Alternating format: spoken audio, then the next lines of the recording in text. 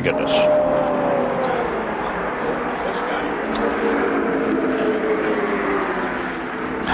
Crash in turn 4. Man, and there in the midst of it sits Tony Stewart and Kurt Busch, the 2 leaders. I believe, I'm not sure, but I believe Tony got a little loose all at once. Kurt Busch, the 2, will go straight to the garage, Jerry. I'm worried about you. I ain't worried about that car. That was Greg Zipadelli, Stewart's crew chief.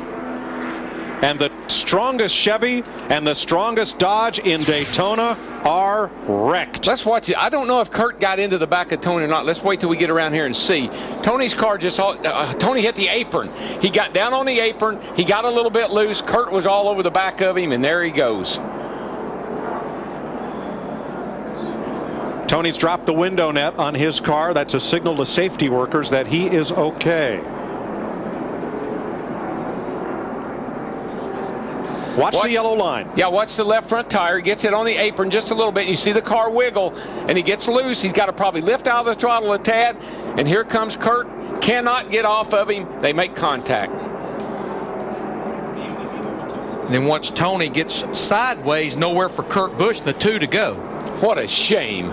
You're doing 185 miles an hour, Darrell. The car in front of you suddenly loses several miles an hour of momentum. Was there anything Kurt Busch could do to avoid Stewart? No, you could see he was trying to get down. He was trying to get underneath Tony to get away from me. It wasn't possible. He did everything he could do. And remember, they had fresh tires. This is a racetrack where you run wide open on the mat. Just listen.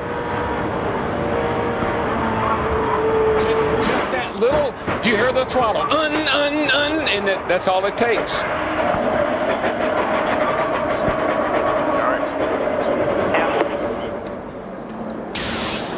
Tony Stewart's 9th try to win the Daytona 500 will come up short.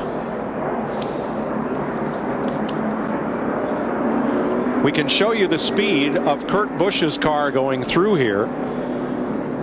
Sorry, we don't have that telemetry on the 20. But we'll give you an idea of how Kurt Busch tries to scrub off speed as Stewart loses his momentum. Busch is in the number 2. These guys are quick, but they just can't. This happens too quick. See the car wiggle ever so slightly. Tony, you heard the throttle on the other replay we had. Tony had to work the throttle, and Kurt's just closing at probably another 5 or 8 miles an hour. Boy, and how close it was for Kyle Busch, Martin Truex Jr., Carl Edwards, Johnny Sauter, all those guys. Kurt Busch may have been on his way to winning the Daytona 500, and now his Penske team will have to try to rebuild that car and get him out to cycle around the track to pile up as many Nextel Cup points as he can. Kurt had a car here last year that could have won the race, and had a very similar situation, taken out in a wreck. He's finished second here twice in the 500, never won it. And with all the other 41 cars still running, this could be a huge hit in the points right off the bat for both former champions, Tony Stewart and Kurt Busch. And the timing of this caution, we've been talking, Jeff Hamm and myself, this entire race, these teams can run about 45 to 48 laps on fuel. When they come back around, there will be 45 laps to go in the Daytona 500, so this could be a pretty critical pit stop. You can't afford a mistake now for sure, guys, on pit road. Kurt Busch involved in the crash. His younger brother Kyle inherits the lead. Outside pole sitter Ricky Rudd, who is currently in 8th place. And obviously got a very good race car. It is Rudd's 29th attempt to win the Daytona 500. Second in the over category, only to retired driver Dave Marcus. And when he made that first start in 1977, Kyle Busch was not even born. Chris Devoda is with Kurt Busch. Yeah, the window net is down, but obviously Kurt Busch very disappointed. Let's see if we can get a word with him. Kurt, I know the disappointment has just got to be huge. You were running up front. Can you give us any indication to how the melee happened? I couldn't hear you, but we had a good run on the 20 car, bumped into him a little bit, and we both got taken out of the Daytona 500 off of my mistake. So I hate it for my guys. They work real hard at putting together good cars, and our sponsor Miller Lite and everybody that's involved with the team. We're real poised for a good run towards the end here, and we just got bottled up, a bunch of guys sliding around, and I made the first mistake. So I apologize to the 20 car. I know it doesn't help any.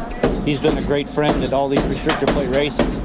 So we'll dig out of this, and we'll be back next week in California. All right, Kurt Busch talks about being bottled up right now, bottled up in his car with tons of emotion. Yeah, and I believe he's just been a little too hard on himself. He has not seen the replays. I believe when he does, he won't feel quite the responsibility, even though I'm sure he wishes he could have gotten off of Tony and not gotten into him. But I think he's beating himself up a little too much right now.